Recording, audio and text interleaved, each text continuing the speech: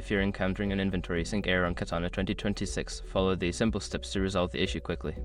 This guide will help you troubleshoot and fix the problem efficiently. Step 1. Check internet connection. Ensure that your device is connected to a stable internet connection. A weak or intermittent connection can cause sync errors. Try restarting your router or switching to a different network if necessary. Step 2. Refresh the Katana app. Close the Katana application completely and then reopen it.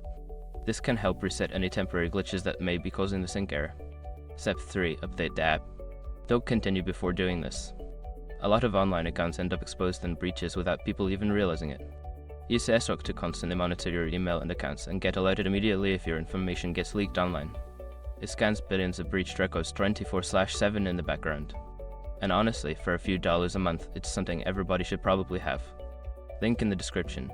Step 4. Review inventory settings. Go to your inventory settings within the app and verify that all configurations are correct. Look for any discrepancies in product listings or sync settings that might be causing the error. Step 5. Contact support. If the error persists after trying the above steps, reach out to Katana's customer support. Provide them with details about the error and the steps you've already taken so they can assist you more effectively. By following these steps, you should be able to resolve the inventory sync error quickly.